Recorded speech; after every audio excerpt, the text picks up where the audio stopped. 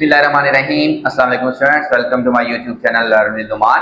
आज की इस वीडियो के अंदर हम अपना टॉपिक देखेंगे थर्ड यूनिट का जो सेकंड टॉपिक है सेंट्रीपिटल फोर्स को देखेंगे। इसके अंदर हम सेंट्रीपिटल एक्सेलरेशन भी देखेंगे।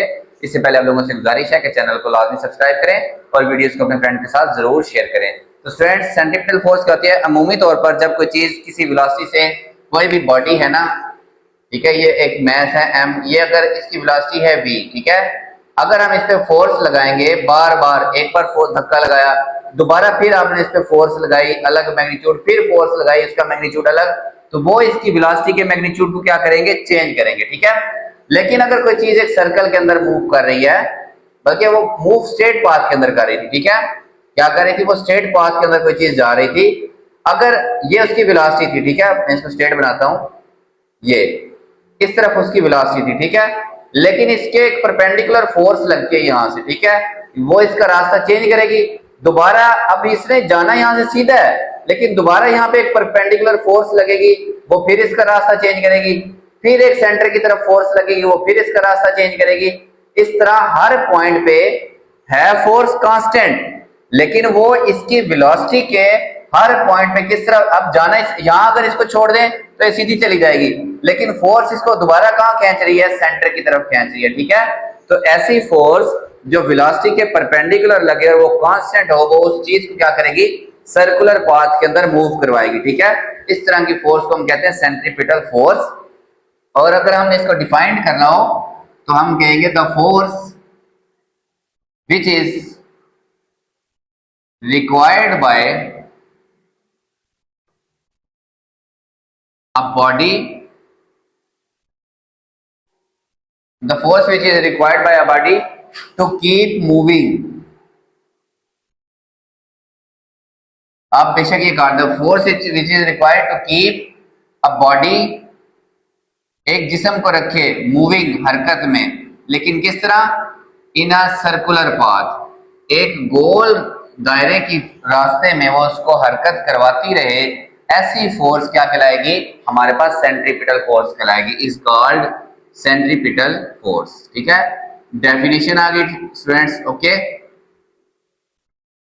Okay, the force which is required to keep a body moving in a circular path. अब ये फोर्स ना हो तो ये चीज सर्कुलर पाथ के अंदर हरकत नहीं करेगी।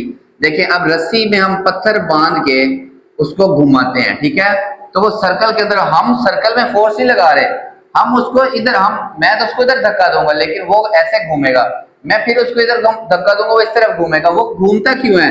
जो रस्सी में टेंशन है वो अंदर की तरफ है। क्या है? अंदर की तरफ है, जिसकी वजह से उसने सीधा जाना होता है, लेकिन ये टेंशन उसको इधर खींचती है, वैसे मूव करता है, फिर टेंशन उसको इधर खींचेगी तो वैसे मूव करेगा, फिर इधर खींचेगी।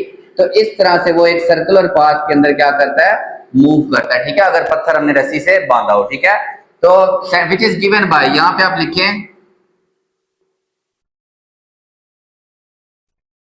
फोर्स इज गिवन बाय, इसको लिखते हैं सेंट्रीपिटल फोर्स, ठीक है, m v square over r.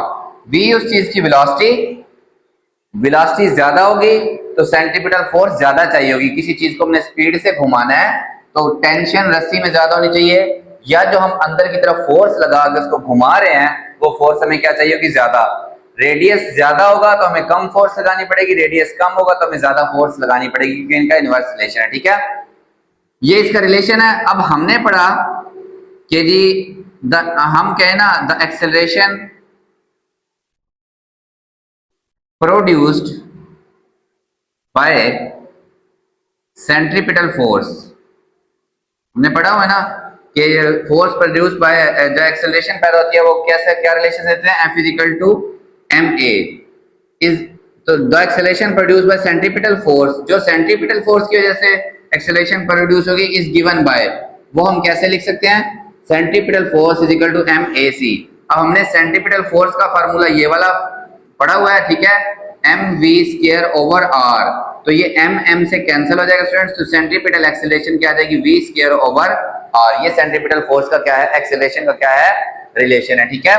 तो जब भी आपके पास सेंट्रीपिटल फोर्स का टॉपिक आएगा तो पहले आप ये जनरल बताएंगे, किसी भी चीज को सर्कल के अंदर मूव करवाने के लिए हमें सर्कल के सेंटर की तरफ कोई ना कोई फोर्स लगानी पड़ेगी। आप यहाँ पे इसकी डायरेक्शन भी लिख दें, ठीक है, यहां पे मैं इसको रेज करता हूं, इसको भी रेज कर देते हैं स्टूडेंट्स। देखिए यहां पे आपने इसका लाजमी लिखना है, it is always directed toward centre. ये हमेशा किस तरफ होती है? सेंटर की तरफ, ठीक है। अगर ये सर्कल है, ये उसकी लीनियर वेलोसिटी की डायरेक्शन, ये उसकी सेंट्रीपिटल फोर्स होगी, ठीक है स्टूडेंट्स। क्या होगी? सेंट्रीपिटल फोर्स की डायरेक्शन होगी टुवर्ड्स द, ये हर पॉइंट पे, चाहे वो चीज यहां पे है तो सेंट्रीपिटल फोर्स अंदर की तरफ, चाहे वो यहां पे है तो सेंट्रीपिटल फोर्स क्या होगी? इनवर्ट होगी। अब अगर हम चाहें in terms of angular acceleration and velocities, ठीक है। अगर हम इसको एंगुलर एक्सेलरेशन और वेलोसिटीज की टर्म में देखना चाहें तो हमने पढ़ा हुआ है v is equal to r omega, एक रिलेशन है। लीनियर और एंगुलर का भी हमने ड्राइव किया पिछले टॉपिक के अंदर, v is equal to r omega, और एक्सेलरेशन क्या होती है? R alpha. ये तो हम यूज नहीं करेंगे, लेकिन हम ये यूज करेंगे, देखें F C is equal to m v square over r. तो v की जगह हम लिख देते हैं आर ओमेगा, v की जगह क्या लिख देते हैं? आर ओमेगा, और ये इसके ऊपर स्क्वायर मौजूद है, नीचे वाला square as it is m, r का अलग स्क्वायर, ओमेगा का स्क्वायर अलग और आर अलग, एक आर की पावर कैंसिल, तो एम आर ओमेगा स्क्वायर, ठीक है। ये आ जाएगी हमारे पास centripetal force in term of angular velocity, ठीक है स्टूडेंट्स। ये आपका अगर सिर्फ सेंट्रीपिटल फोर्स तक आता है, ये 4 नंबर का भी आ सकता है, ठीक है। आप उसको डिफाइन करें, इसको एक्सप्लेन करें, थोड़ी सी डेफिनेशन लिखें कि सेंट्रीपिटल फोर्स कहाँ पे, जैसे मैंने आपको बताया कि कोई भी चीज स्ट्रेट पाथ के अंदर अगर हरकत कर रही है, उसके ऊपर अगर हम परपेंडिकुलर फोर्स लगाएं तो वो उसको सर्कुलर पाथ के अंदर मूव करेगी। अगर हर पॉइंट पे उस पे परपेंडिकुलर फोर्स लग रही है तो वो उसको सर्कल के अंदर मूव करेगा। अगर वो ऐसे मूव कर रही है और फोर्स इस तरफ लग रही है, वो इस तरफ मूव कर जाएगी, ठीक है स्टूडेंट्स। तो इस तरह की जो फोर्स होती है ये कहलाती है सेंट्रीपिटल फोर्स। फिर आप उसको प्रॉपर्ली डिफाइन करें, उसका फॉर्मूला लिखें, उसकी डायरेक्शन लिखें, सेंट्रीपिटल एक्सेलरेशन का बताएं, और एंगुलर आप उसका क्या करें, ये एंगुलर रिलेशन जो सेंट्रीपिटल फोर्स और एंगुलर वेलोसिटी के दरमियान क्या निकालें, रिलेशन निकालें, ठीक है।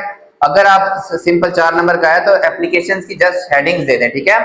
अगर या फिर आप एग्जांपल लाजमी दें, एग्जांपल तो लाजमी देनी है आपने, सॉरी, डेफिनेशन के साथ आपने एग्जांपल्स लाजमी देनी होती है। ये जो जमीन की ग्रेविटी है जिसकी वजह से मून ऑर्बिट्स अर्थ, चांद जमीन के गिर्द घूमता है due to gravitational pull of earth, ये जमीन के पुल की वजह से खींचता है, ठीक है, सर्कल में मूव करता है। ये जमीन है, चांद इसके इर्द गिर्द क्यों मूव कर रहा है? चांद आगे जाना चाहता है, जमीन का ग्रेविटेशनल पुल उसको हमेशा अपनी तरफ खींचता है, विच इज एग्जांपल ऑफ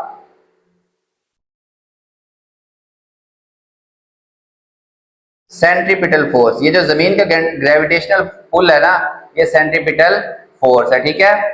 जमीन जो सूरज के गिर्द घूम रही है ये भी सेंट्रीपिटल फोर्स है। जो गाड़ियां हमारे पास, अगर कोई कार सर्कुलर पाथ में मूव कर रही है, बेशक हम उसके टायरों को मोड़ते हैं, लेकिन जो सेंट्रीपिटल फोर्स मिलती है वो सड़क और टायरों के दरमियान फ्रिक्शन की वजह से मिलती है। दूसरा, सम टाइम मोड़ पे जो सड़क है वो हमने कर्व करके बनाई होती है, ऐसे करके, स्टूडेंट्स याद है। तब जैसे फार्मूला वाली जो रेसिंग होती है ना, वो उसमें बहुत हाई स्पीड के अंदर, तो वहां सड़क बहुत ज्यादा बैंक होती है, तो नॉर्मल इस तरफ होता है। अगर इसको ड्रा करें तो ये इसका बनता है एन साइन थीटा, क्या बनता है? नॉर्मल का साइन, सॉरी, नॉर्मल का कॉस थीटा, क्या बनता है? Cos theta. ये जो है ना, इसको क्या प्रोवाइड करता है? सेंट्रीपिटल फोर्स प्रोवाइड करता है, ठीक है, जो नॉर्मल डायरेक्शन की फोर्स होती है, ठीक है। अगर रोड बैंक नहीं होगा, स्लिपरी होगा और हम सर्कल में मूव करना चाहेंगे तो हमें सेंट्रीपिटल फोर्स नहीं मिलेगी। क्यों? फ्रिक्शन क्या होगी? कम होगी, और हमारी गाड़ी सड़क से नीचे उतर सकती है, ठीक है। तो जहां पे भी सर्कुलर मोशन होगी वहां पे सेंट्रीपिटल फोर्स क्या होगी? लाजमी होगी, ठीक है स्टूडेंट्स। अब इसकी एप्लीकेशंस क्या हैं? इसकी जो एप्लीकेशंस है ना स्टूडेंट्स, वो हमारे पास है, क्रीम सेपरेटर है, जो हमारे पास तमाम डेयरी फार्म्स वाले, डेयरी वाले यूज करते हैं, दूध डालते हैं उसके अंदर। जैसे मशीन है ना ड्रायर, वो भी बेसिकली एक वही एग्जांपल है। जब उसको हाई स्पिन के ऊपर वो रोटेट करते हैं ना, बहुत ज्यादा स्पीड के अंदर घुमाते हैं दूध को, तो दूध के अंदर क्रीम और बेसिकली वाटर ही है, ठीक है। तो ये जो क्रीम होती है, बीइंग हैवियर पार्टिकल, ये साइडों पे हरकत करते हैं, क्योंकि सेंट्रीपिटल फोर्स दोनों को सेम मिल रही है। डेफिनेटली जो हैवी पार्टिकल है उसको उस पर फोर्स उतनी लग रही है, वो थोड़ा दूर मूव करेगा। जो लाइट पार्टिकल है वो सेंट्रीपिटल फोर्स की वजह से सेंटर में आ जाएंगे, ठीक है। तो पानी वगैरह दरमियान में रह जाता है। क्रीम एक बार साइड पे हरकत करती है, फिर बाद में वो क्रीम वहां से क्या हो जाती है, अलग हो जाती है।